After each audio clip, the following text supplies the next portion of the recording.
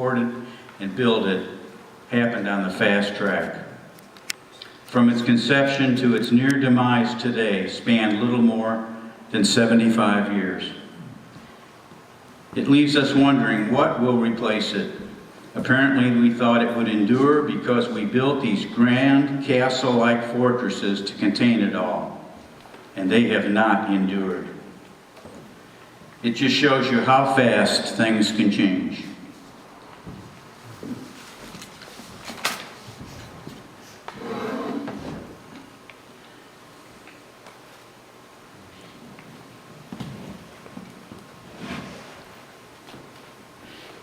Find my little pointer here. Just some notes, caveats that apply to this. Theater and theater, ER and RE. I've been trying for several years to find a clean-cut delineation between the two, but I finally resigned myself to the fact that they're both acceptable spellings for the same thing. So you're going to see it both ways. Theater is both a noun and a verb. Addresses and locations change based on many factors. Since our founding in 1778, many street numbers have changed. Some of these streets, like Water Street, for example, no longer even exist. The main emphasis of this presentation is theaters of the golden age of Hollywood, where the theater building itself was a destination. Multi-screen cinemas are important, but not an emphasis of this presentation today. Some current-day venues have been omitted to conserve time. You can visit these.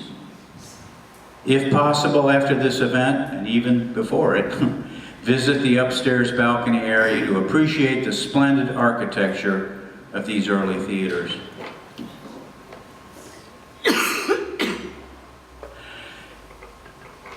Population trends in this area in the year 1800. So if you're looking for theaters prior to this, the fact that there were only 357 people in the city should give you some indication. And at the time, just because of westward migration, the population of Lexington was almost 2,000.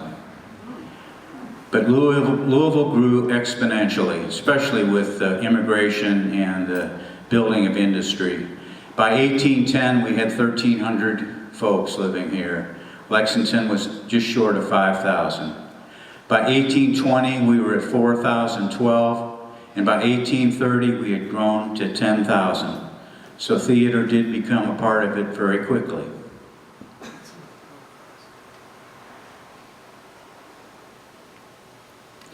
Samuel Drake, he was the first, what you might call, mover and shaker. He was from England, a town called Devonshire.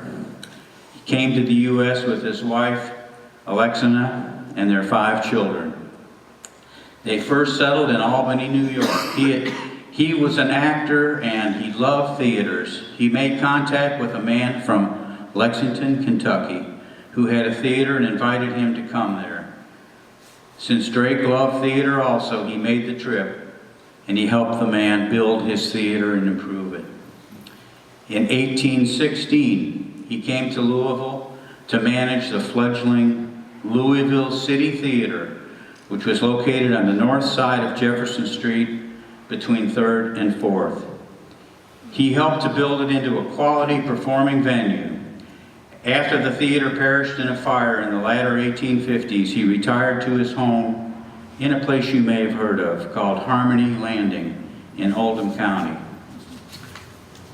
He's buried, as you can see, there's his gravestone in Cave Hill Cemetery. And a note about theater fires. I mentioned that the city theater had burned. In the early days of live theater, especially before electricity, many theaters perished in fires from candles and incendiary devices. Many of them were props, some of them were for ambient lighting. Even the early electric lamps, carbon arc and Kliegel lamps, were open frame mounted near combustible curtains and props.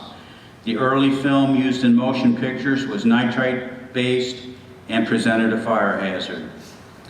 After the Iroquois Theater fire in Chicago in 1903, many changes were made in theaters, including exit strategies, direction of door openings, and the construction of projection and lighting booths to be a building within a building.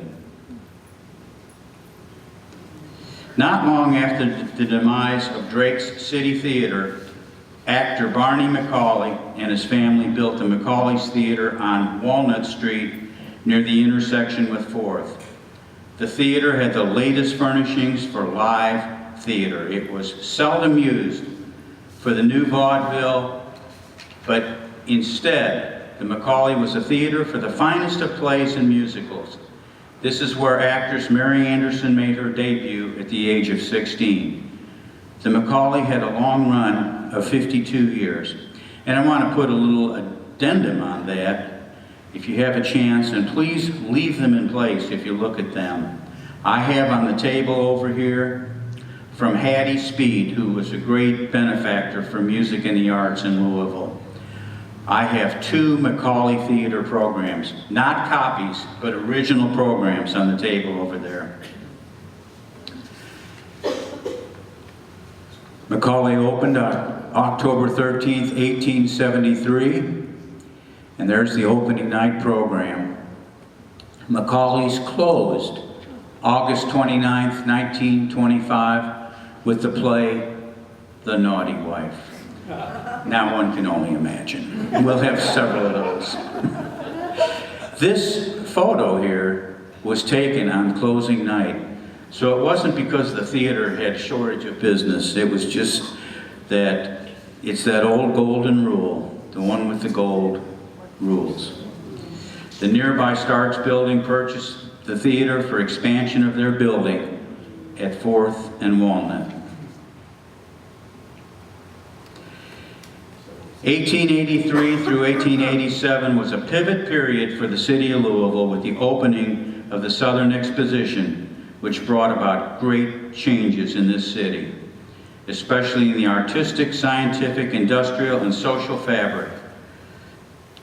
Local historian and LHL member Brian Bush has an excellent PowerPoint presentation concerning the importance of the Southern Exposition to Louisville. William F. Norton Jr., whose family was involved in the banking business, moved here with his family from Paducah. He never had much use for the banking trade, calling it life behind the bars. So he began to pursue several endeavors that some might refer to as on the fringes, something his family was not too happy about. After the close of the Southern Exposition, he acquired many of the furnishings from the Exposition event, including the theater, interior structures, scenery, many of the construction materials, chairs, and other things required to build his amphitheater auditorium. He built an outside lagoon surrounded with a bicycle racing track. Let me move this along here so you can see some of this. And an adjunct pyrotechnic fireworks amphitheater, which connected with the main theater as well as a 10,000-seat stadium to view all of this activity during the summer months. He had 2 electric generating plants built on the premises to power the whole affair. You know, when you come from a banking family, you can do all these kind of things. The generating plants and the whole affair was located near 4th and Hill Streets in an area where Kensington Court would be today. To make it complete, he hired a specialist from London, England, who was known as the fireworks king of the world, named James Payne. They opened with a spectacle of the finest actors available for the play, The Last Days of Pompeii. It called for some 200 actors and supporting cast members. Norton called on famed actor Edwin Booth as one of his main characters. In 1887, he followed up with the Russian spectacle, The Burning of Moscow, followed with another fireworks extravaganza. He mixed theater with fireworks. That's the whole essence of this. And this production was called, I hope I get this right, Siege of Sebastopol. His ideas for theater remained popular in Louisville until around 1902, after which he retired to Coronado Beach, California, where he built a 14-room home. I guess I might say that with William F. Norton, you have an illustration of where theater goes from a noun to a verb. There's the main stage of the interior theater, which I believe held about 3,300. But if you add that, when they could open it up to the 10,000 people that were in that stadium. And you know, this is all before we had this fireworks event in Louisville every year. So.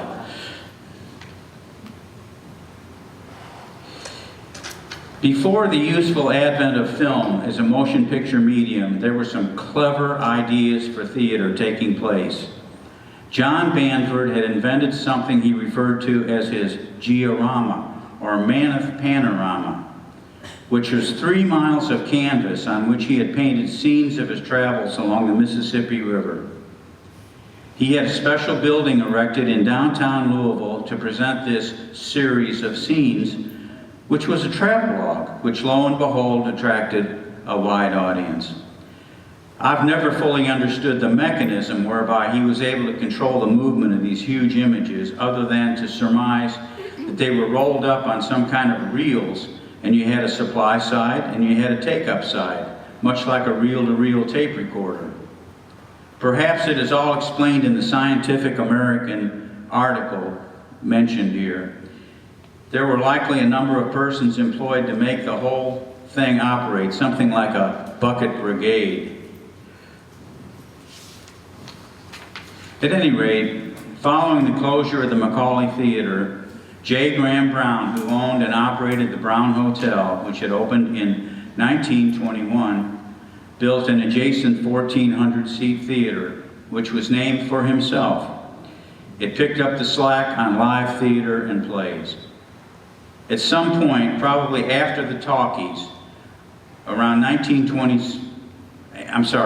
the silent movies, around 1927, the Brown Theater added motion pictures to the theater offerings. To this day, the Brown Theater is still open with some of the best acoustics of any theater in the city.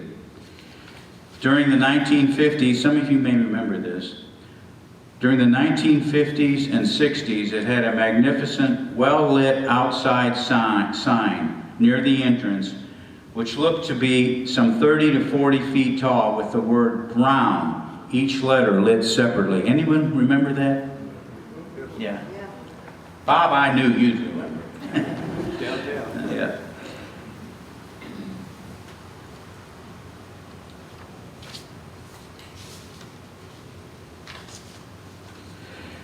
So we are into motion pictures in the golden age of Hollywood. With the momentum building for motion picture theaters, especially the talkies or sound movies, the city suddenly had an explosion in growth of both downtown and neighborhood theaters. Theaters came to represent in some ways an end in themselves.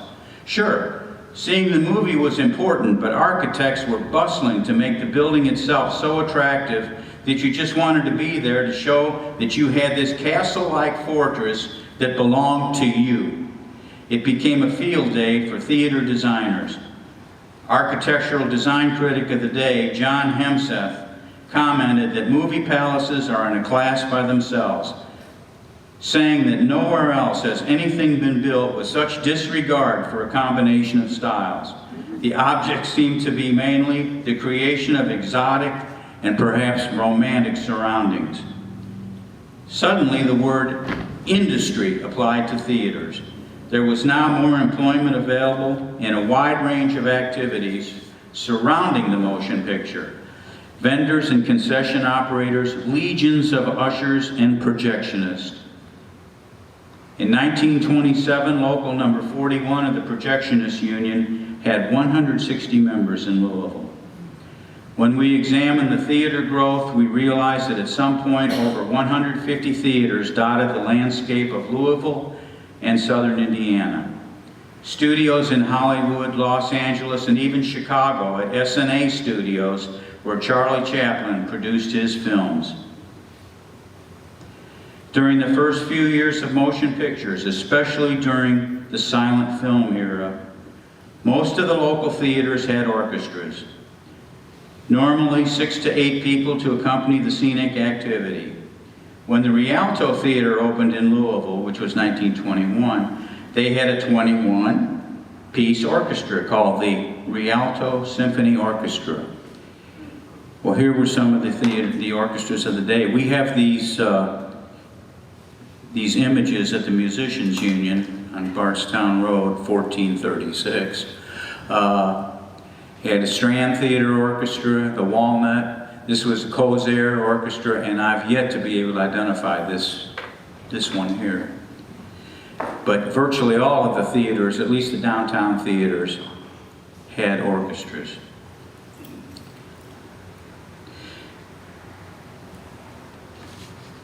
There were at least 5 different supply companies in Louisville for theater. Fall City Theater Equipment Company, run by the Carroll family in Louisville, had a complete theater on the 2nd floor of the building with all variety of seat coverings, decor, lighting, and more. The Omni Hotel saved this front piece here of this Fall City. And if you look carefully, you'll see it attached to the side of their building where nobody can see it. That was their nod to historic preservation for the city of Louisville. Enter the Swido family. I was fortunate to be able to speak with Mark Swido, who's about the last family member, and he worked as a young boy in the Swido theater chain. And it goes back for about 4 generations. They were involved in a total of 24 theaters. Well, they had theaters in West Virginia and other states as well, but there are 24 theaters in the Louisville, Southern Indiana area. And I'll be pointing that out as we go along here. But they were really dedicated to theaters. You can read some of the ones there as we go through the rest of this presentation.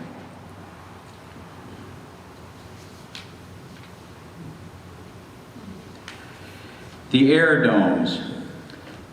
In the summer months before air conditioning, outdoor open-air areas were built to showcase the movies adjacent to some theaters. Louisville had around 15 of these. Aerodome operators would make arrangements with other Aerodome operators to stagger the start time of films for a given movie so that they could rent but one set of reels and shuttle it between 2 different theaters. And they would do it with a motorcycle, someone who owned a motorcycle and could go from theater to theater and hope they didn't get stuck in traffic someplace so they could make the whole thing work. The motorcyclists would time the event so that the delivery of the reels worked out for all concerned. 2 aerodromes, 1 field rental. And now this next image is what an aerodome looked like. It was basically just an open field with a surround, and then they'd put the projectors in place and show the movie. This was so that they didn't have to be in the bakery inside of the movie theater itself.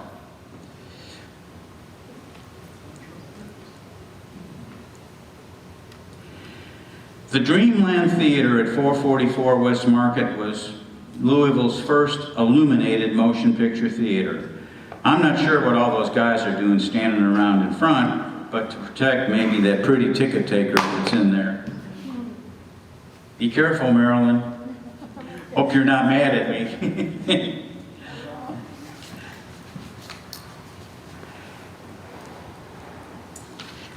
The Majestic Theater. This theater has really held an interest for me.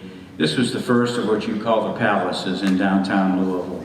The Majestic Theater and the follow-up Rialto, because they were built by the same firm, a block away, were, in my opinion, the most opulent theaters ever built in the downtown corridor.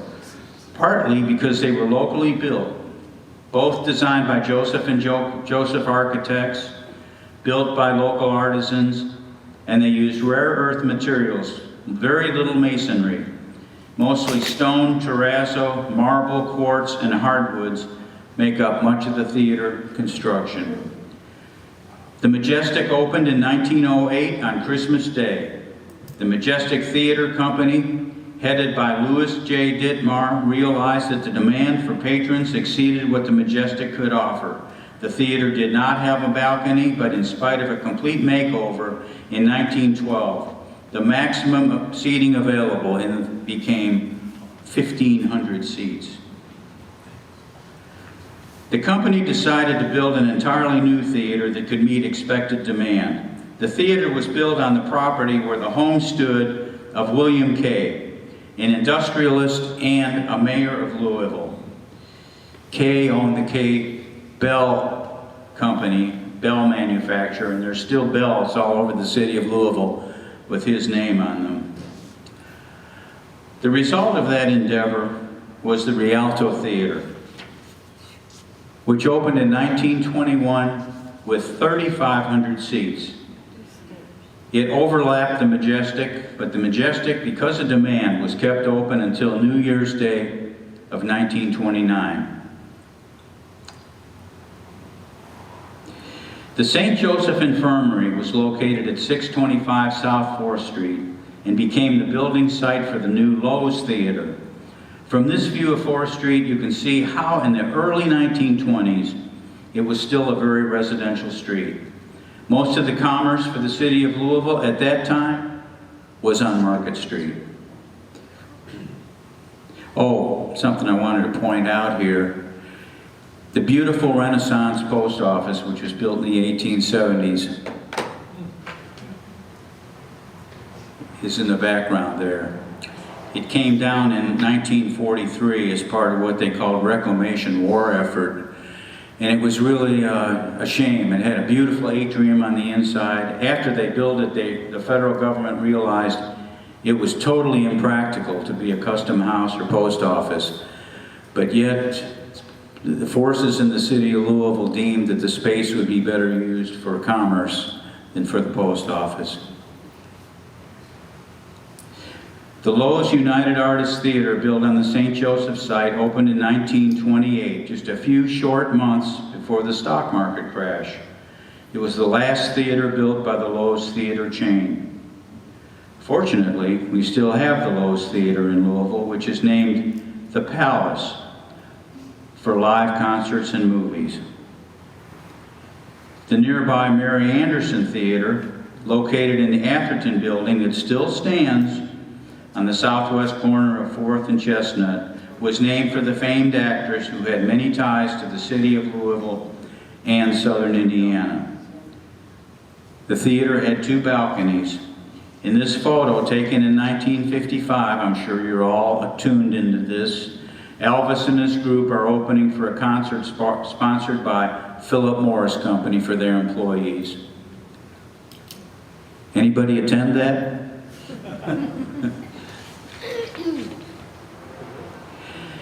The Alamo Theater. You don't hear much about the Alamo. It later became the first Ohio theater of 2 Ohio-named theaters. It was built at 441 through 443 South 4th Street. The theater was designed by Joseph D. Valdez, who designed the twin spires at Churchill Downs. The Alamo was probably known as well for their broadcast music by way of WHAS as for their movie venue. They had a resident orchestra and a fine pipe organ routinely played by Heidi Conrad, a popular organist of his day.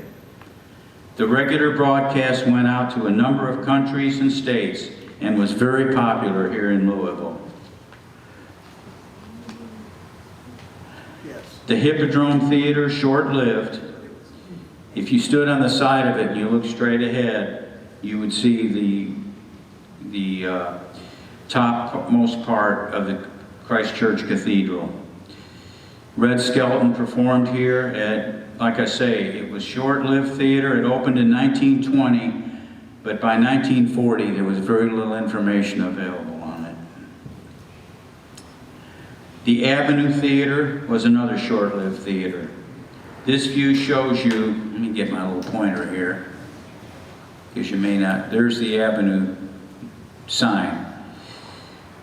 This view shows you the level of commerce in the 300 block of commerce, and 300 block of 4th Street. Every parcel of real estate in this image has vanished, except for the Marion E. Taylor building in the next block, going north on the west side. D.X. Murphy was a well-known architect designing sections of Churchill Downs, the makeover of the Buckingham Theater, and many projects for the Catholic Archdiocese. If I'm going too fast, let me know. If I'm going too slow, don't let me know.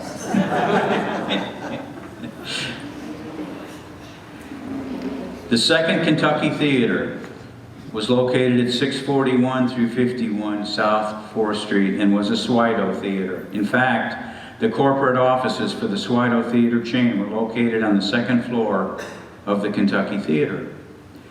During the 1970s, the Kentucky Theater hosted the multimedia presentation entitled The Kentucky Show, which it highlighted the city of Louisville and southern Indiana. The theater closed to film presentations in 1981. Since the early 2000s, this theater was purchased by George Stinson, a mover and shaker here in the city of Louisville, and converted it into the Swank Marketplace Restaurant, which I think is closed right now. The Second Ohio Theater, after the Alamo, opened in 1940 at 653 South 4th Street. It was handsomely outfitted in an Art Deco architectural scheme. Now, don't think that's the whole theater there, because it would have been a presentation about the size of this one here. But the front sign and partial lobby area is all that remains today. It backs up to a parking garage. I guess every town needs a bijou theater, and ours is special because we had 3 theaters by that name.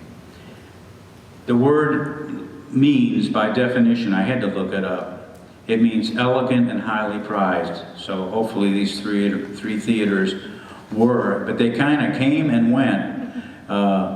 Colonel Will S. Hayes wrote for the Courier-Journal. He was a music critic, and he was also a composer, and he wrote a tune entitled Molly Darling, which was very popular in the early 1900s. So he had a lot to do with music and theater, and he got involved financially with this one.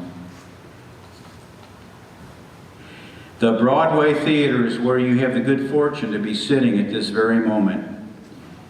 This building, there were 2 Broadway theaters, by the way. The first one opened in 1908 at the corner with Shelby and Broadway.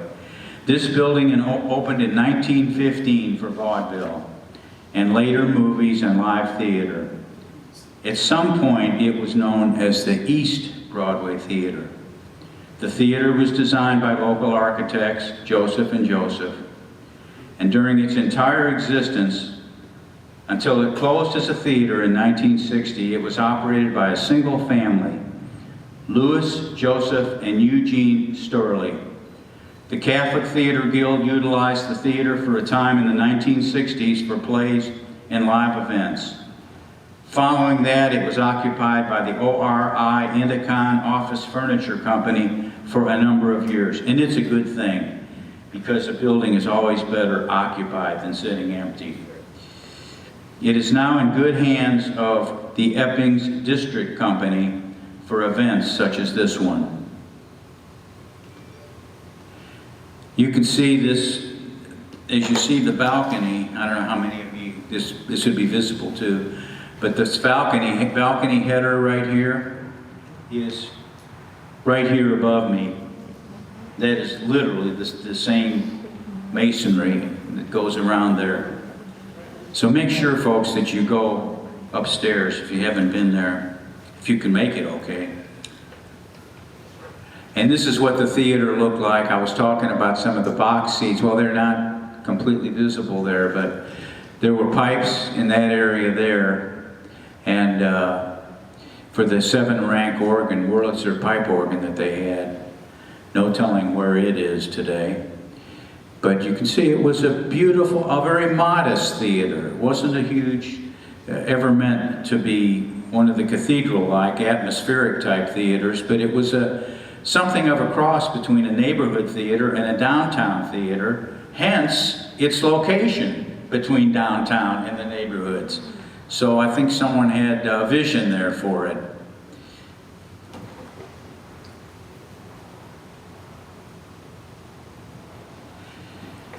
Someone had asked me about the Buckingham Theater.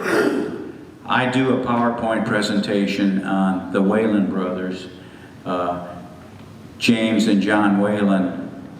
And if there's enough about them to do a PowerPoint presentation, they're important. I mean, as far as what happened in the development of the city of Louisville. The Buckingham has a long and varied history, best known as the headquarters of the Whalen brothers' political machine, which pretty much controlled the affairs of the city of Louisville and its various patronage jobs out of the Buckingham's green room. They ran whiskey, prostitution, burlesque, and controlled political elections, so they really had their hands full. Early on, they ran into problems with the old city government when they were cited for their burlesque production entitled Female Bathers by the Sea. They used a huge water tank filled with thousands of gallons of water as an essential prop for the event. Again, I'll have to allow you to imagine what that might have been like. Another burlesque theater that was operated from a competing group was the Theiety, located at 313 West Jefferson Street. With that beautiful interior and attention to detail, you would think that this was a venue to produce Shakespearean plays.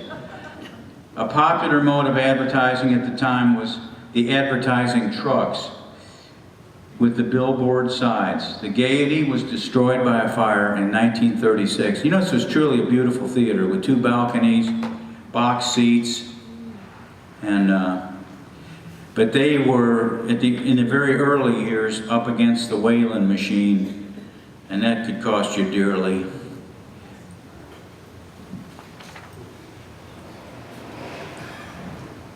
The Masonic Lodge that was located in a 6-story building at 325 to 330 Chestnut Street housed the Masonic Theater, which became the Schubert by association with a corporate agreement, and opened in 1901. At some point, mainly as a movie theater, it was renamed the Strand. There were a number of local other vendors along the front level street part of the building, including Durloff's Music Store was there for a time. I think they were located right there. So it was a viable building, downtown building, for nearly 100 years. The theater closed in 1956 and was eventually demolished, but not until the wrought iron fencing that had been used for the front of the balconies was removed and configured to surround the fountain at St. James Court.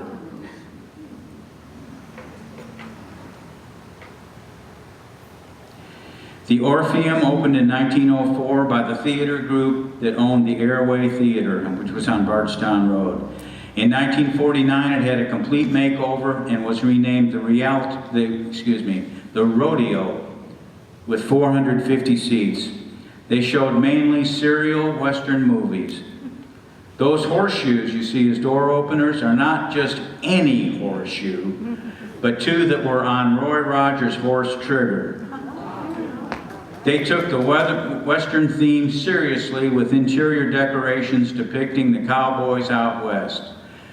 The ushers and concession team dressed up as cowboys, and you even had your choice of regular theater seats or a row of saddles that you could sit on.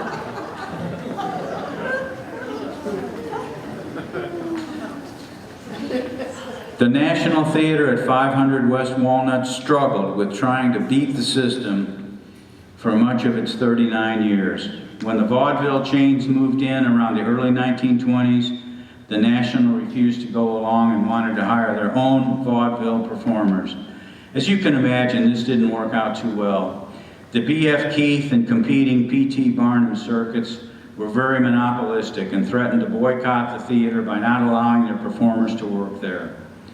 There were other problems also, such as with the musicians union, who were famed for throwing what were called stink bombs into the lobby of theaters where they were having labor events. These groups could really play hardball. With all of this posturing going on, the theater finally begrudgingly joined the B.F. Keith vaudeville circuit, but it wasn't the end of their problems. It was all unfortunate because the theater was acoustically correct. It was a splendid place to perform and an asset to this community. There were some great concerts there with big bands such as Duke Ellington and the Count Basie Orchestra. But in 1952, the building was purchased by J. Graham Brown, who owned the Kentucky Theater across the street and the nearby Brown Hotel. He had it demolished in 1952. He said his intent was to build a multi-level parking garage on the site, but others felt that it was an effort to keep the theater from competing with Brown's Theater and his hotel. Whatever the case, the parking garage was never built, and for 71 years now, the site has remained a surface parking lot, as you see in the lower image. Let me show you what we lost when the National was raised. It was such a gorgeous theater.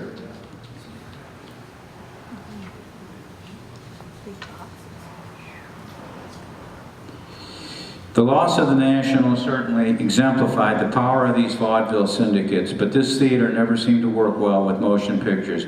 It just seemed out of place in its day and time. Today it would be a nice addition to the city for smaller concerts and live theater. Truly an extravagant place. Here we have in this image the Walnut Theater, which opened in 1910. 720 seats at 418 West Walnut, with great performers of the day and silent movies. In this photo of the theater, famed actress Bessie Barriscale was appearing in 1919 in a silent movie.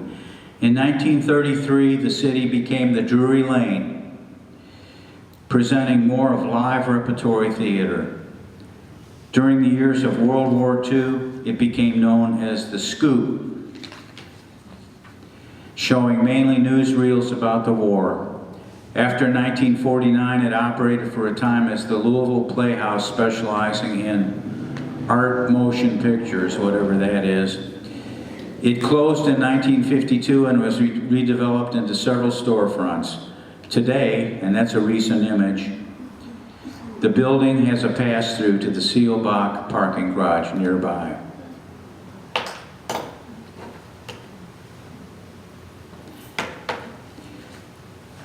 The Scottish Rite Temple on Gray Street may not be a theater as such. It's utilized by the Scottish Rite members for their events. This is a great facility, however. Beautifully built, has a large pipe organ with the keyboard console at the rear of the theater, right there. We've had a league event or two in there. I know that. That's how I was able to get these pictures. The Novelty Theater, which became the Rex in 1916, it was part of the Rialto Theater chain. It was built in 1912 with 700 seats, but closed in the early 1950s. It was located at 408 South 4th Street.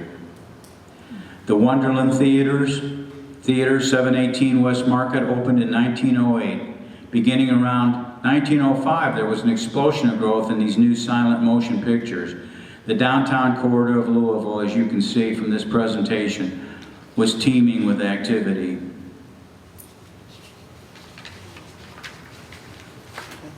Throughout the United States, the Liederkranz Singing Society, which had its roots in Germany in the mid-1800s, proliferated throughout the states. They built their first Louisville Performing Hall on Market Street in 1873, which is shown here. And in 1896, they built a new, larger hall in the 600 block of Walnut Street.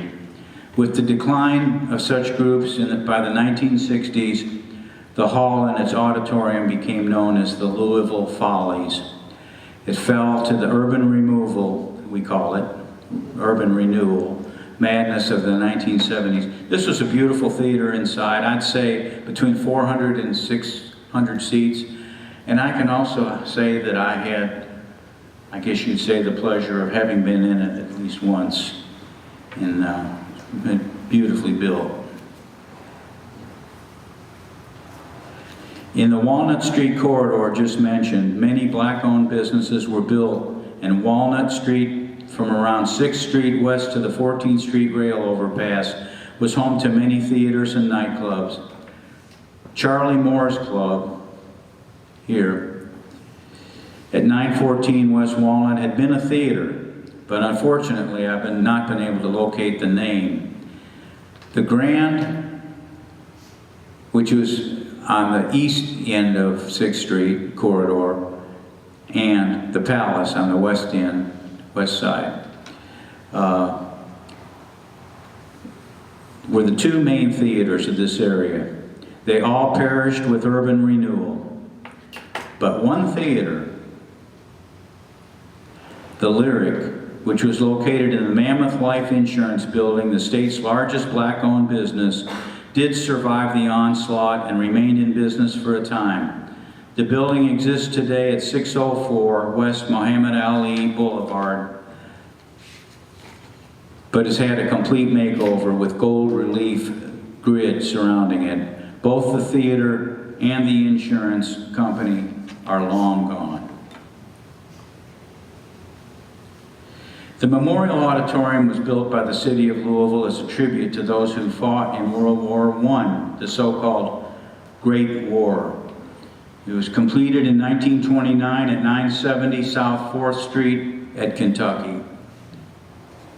It also houses a museum which includes many artifacts and flags from that period. The Henry Pilcher Pipe Organ of Louisville built their largest pipe organ for this auditorium, which has pipes along all four corners. It was built with 3 balconies, 1 rear and 2 side, and a huge ceiling with a dome stained glass center. Because the auditorium was burdened with what are known as standing waves, unwanted audio reflections, it was remodeled in the mid-1950s. The ceiling dropped some 35 feet and both side balconies covered over. This is what it looked like in 1949. You can see the scale of this theater. You had the side portals here, the side balconies, and the rear balcony, and then the domed area on the top. This unfortunately meant a reduction in seating by nearly 1/2, but it corrected the audio deficiencies. The photo in the lower right, taken in 1949, as I just said, shows the room before the changes took place.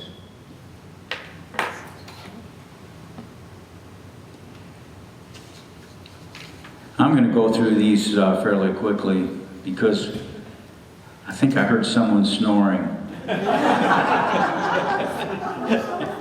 think it was me.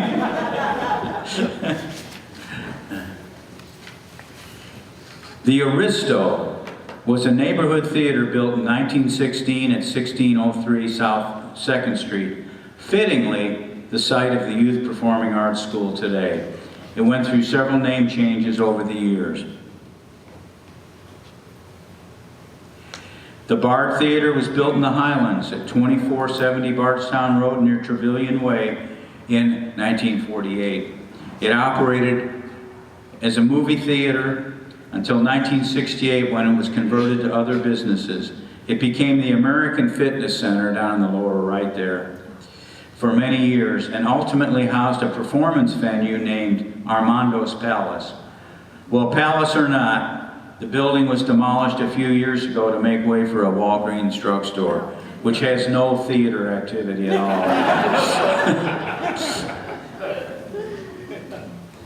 The Uptown Theater was built at Bardstown Road and Eastern Parkway in the Schuster Building in 1928 with 1,243 seats for both motion pictures and live theater. It had an excellent pipe organ. See if I'm shuttling between this remote and the pointer. There's the pipe organ console. And it had a huge stage for live performances. It closed in 1989, and the theater's interior was removed from the rear of the building to create a parking lot for the Schuster Building and other nearby businesses. The facade and some interior lobby space was saved, but other than that, there's little evidence that it was ever a theater. The Baxter, shown here, was a neighborhood theater built near the more elaborate Uptown Theater that we just spoke about, and opened in 1925 with 952 seats. In 1948, it became the Airway Theater, showing motion pictures. Well, that's a more recent photo of the building. At some point, it shifted formats toward X-rated film. I don't know why this always happens. These theaters, they go through a building period of growth, and then they head toward the decline, and somewhere on that downward ramp, the X-rated comes into the picture, so that's just the way it goes, I guess. It closed as a theater sometime in the 1960s, and the building became the Hart Heating and Air Conditioning Company. Since the 1980s or so, a succession of businesses have occupied the site. For several years, it housed a youth social club, which was called the Brick House, which is an acronym for something. Then a restaurant called Buffalo Wings occupied the building. I'm not sure what's in there today, but if you examine carefully, you still can tell that it had been a theater early in its life.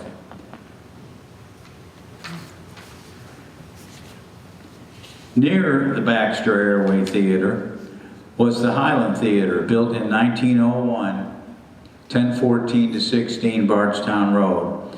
Built 1909 as a Masonic lodge known as Shibboleth Hall.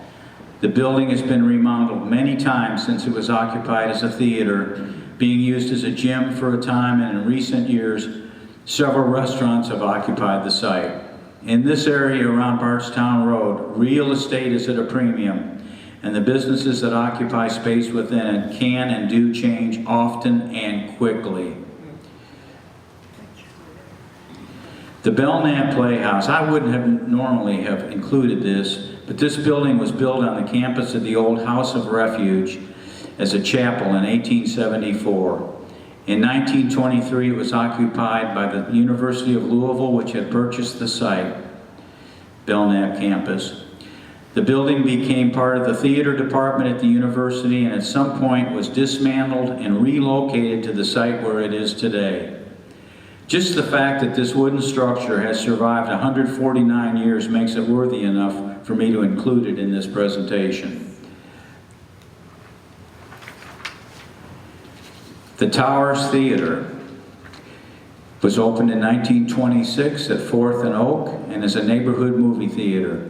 Probably because of the number of soldiers that came into town during training at Fort Knox, the name was eventually changed to the Knox. For a time, the Towers showed foreign language films. Just the shell of this building is there today, folks. This is the facade that you see in front. The Shelmar was located at 737 East Market near Shelby around 1941 with 501 seats. At various points in its existence, it was known as the Empire Theater and later became the Shelmar Follies, showing X-rated movies. That occurred in 1965.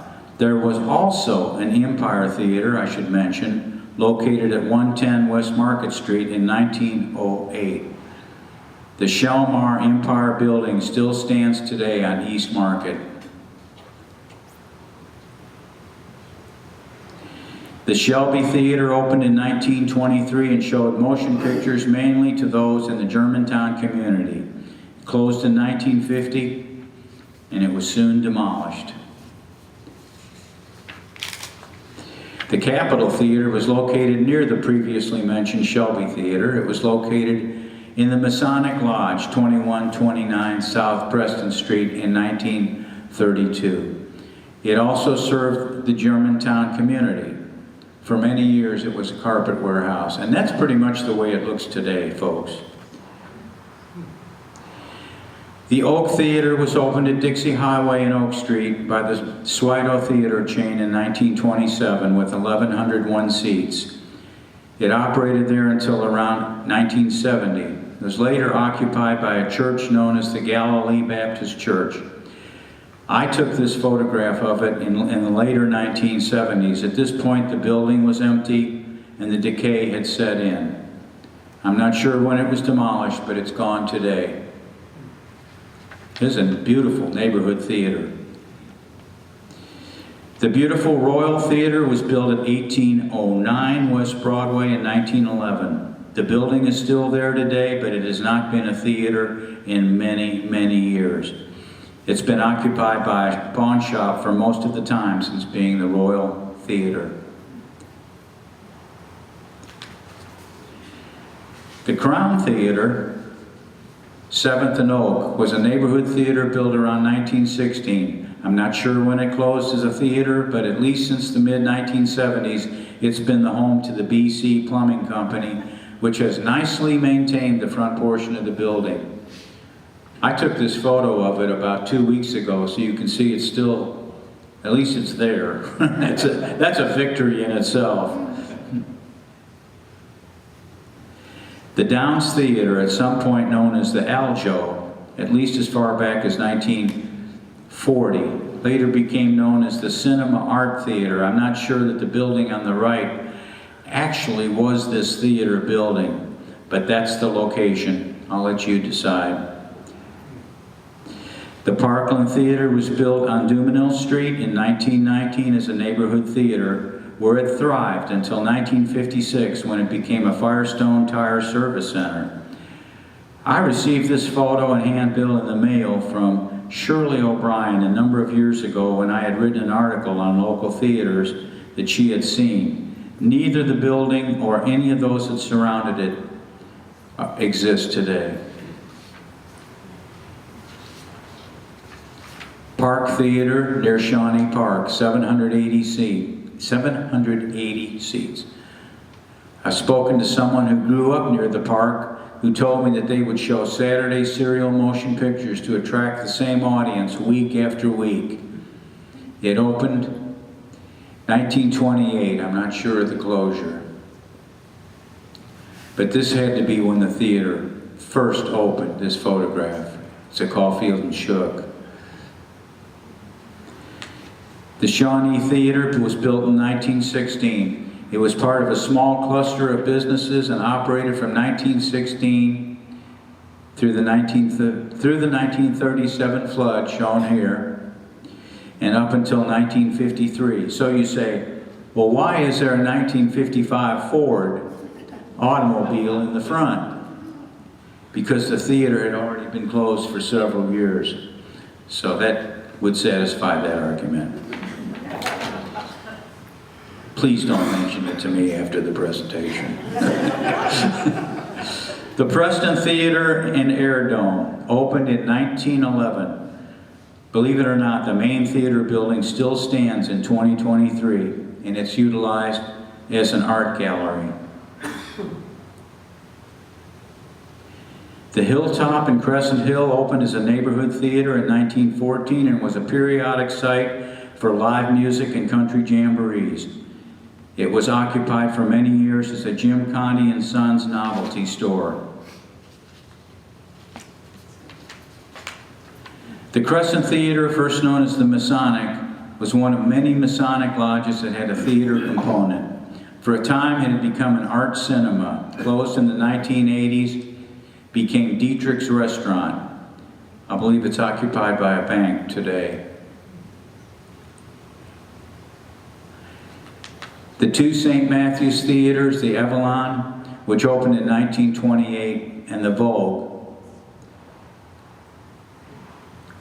which was a Swido family theater from 1938, are both closed today. The Vogue Theater building has been somewhat restored into several businesses, including Cole's Italian Restaurant. Hard to get information on this Avalon Theater, but I did know that it was the man that built it named it for his two daughters. I do know that. Lots of information out there on the Vogue. It was a Great theater, and it operated a long time as far as neighborhood theaters, 1998. The Cozy and the West End theaters were both theaters built by the Swido chain. The Cozy, located in the Wilder neighborhood near Churchill Downs, was next to a Masonic lodge that has since relocated several blocks away. The West End was designed by Walter C. Wagner and Joseph H. Potts. It had a veneer with enameled steel, stainless steel, and aluminum. They put a lot of effort into this West End theater. I don't think I have an image of the inside of it, but maybe some of you have information about it. The Iroquois Amphitheater was built by the Works Progress Administration in 1937-1938. Other than during the war years, it has operated continuously. It's recently had a makeover that included a roof over the main seating. During the 1940s, the theater manager was Frederick de Cordova, a name you may recognize from a lot of New York shows, such as The Tonight Show. He came here beginning in the 1942 season from New York City. His assistant was Alfred Bloomingdale, grandson of the department store founder. They brought with them famed music director, I hope I get this here, Giuseppe Bamboshek, conductor of the Metropolitan Orchestra in New York City, to be music director. They helped jumpstart the whole affair. Both the Grand Theater in New Albany and the La Rose in Jeffersonville were built and managed by the Swido family. The Rose in La Rose was named for Rose Bloom Swido, part of the chain's management. Amazingly, both theaters are still extant as event venues and kept in good condition. And I just thought, I felt obligated to put this in here. George Yater, great Louisville historian, helped me in many ways in theater information and with theater history generally, especially regarding the amphitheater auditorium. George wrote the quintessential early Louisville history entitled 200 Years at the Falls of the Ohio. It was published in 1979 by the Heritage Corporation. And just a nod to the drive-in theaters.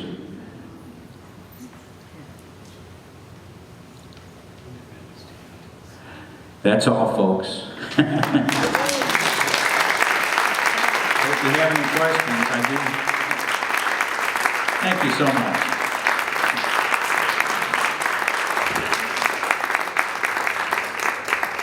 If you enjoyed this presentation, there's at least 70 more theaters that I could make. We can have a return engagement. So, and normally I announce on the front side of these things that I have snore strips that are available before we start. So if I have any questions or whatever, just let me know. Did you have something more, Steve? No, I'm good. Keep going. He's going for your coffee. Yeah, well, he's welcome to it. In fact, I'm going to have some. Any questions? Here. How many of you remember walking up those the marble staircase at the Rialto? Yeah, I think everyone remembers those. Gary, it was the Rialto that had the fountain up in the front, wasn't it? The what? The fountain at the Rialto? I don't recall a fountain at the Rialto. There was a fountain. One of the theaters on 4th Street had a fountain in the front. Oh, She's referencing a fountain at the Rialto. Do you recall? Yes. Do you recall that? It was closing, and my mother packed us all in the car and said, we're going to the movie because we're going to close this theater. And I remember like marble stairs going down the fountain. I was mesmerized. I'd never been in a place. There's a lot of I think there was a fountain in the lobby. There's a lot of photographs of the Yeah. Rialto on the internet. Yeah. You can Google them and look at them. Yeah. Yeah.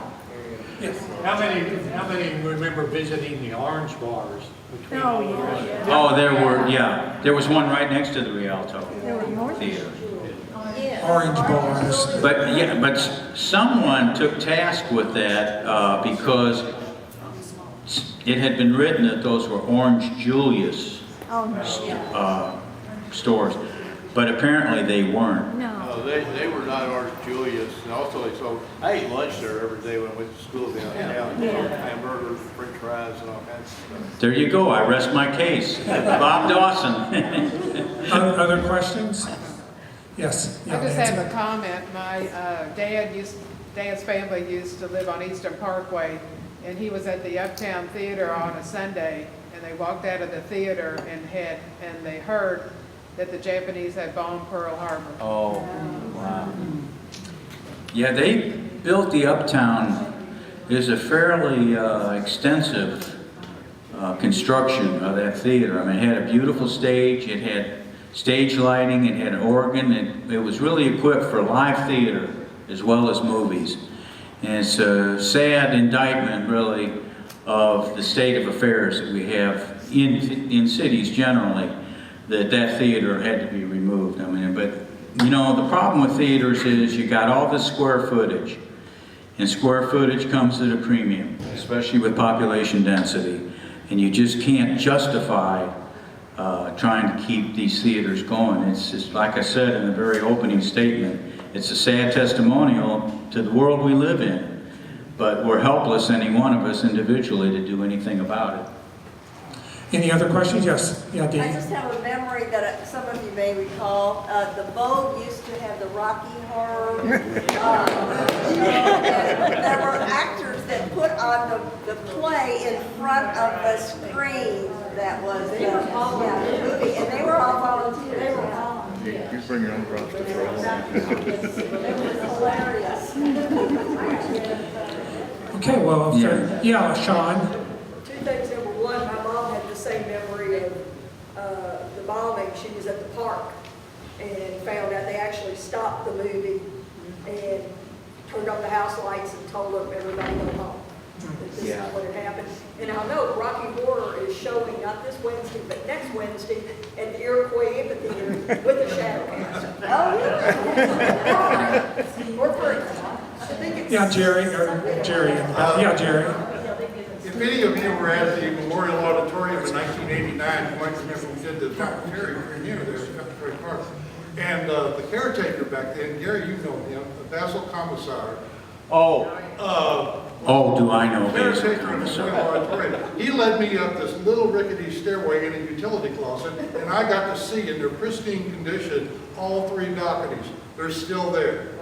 Still there. And right above that drop ceiling, it's another world. Basil Commissar ran Memorial Auditorium like a dictator. He had a firm grip on everything that happened. If there was even a sound 50 feet away, he'd run to figure out what it was. I'm in the audio production business, and I did sound for Presentation Academy for 40 years, all their concerts in that theater. And Basil Commissar would come out to make sure that I didn't get any of my gaffer's tape when I covered the cables on the carpet. And he stood over me one time and he says, "There it is on the carpet." And I said, "Well, sir, some of this you just can't help." And he looked at me and he says, "You want to play hardball?" I didn't want to play hardball. I just wanted to get the job done. Gary, that's been the most exciting presentations I've heard in a long time. It's one of the most exciting presentations I've heard in a long time. How long did it take you to put all this stuff together? It took me over 100 years.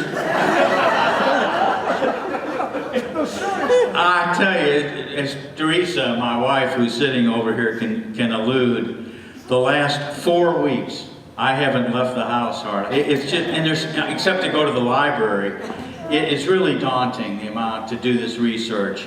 And a lot of it has become really sort of eclectic. It's just very difficult to obtain the sources for it. It's been a long time. I've had an interest in theaters, though. I mean, ever since I've been in Louisville, since the late 1960s. And I have amassed a lot of photographs and information. But trying to get exact dates, that's difficult, trying to get seat numbers, all the little variables, the nuances of all of this, and it's never complete, I guess, you know.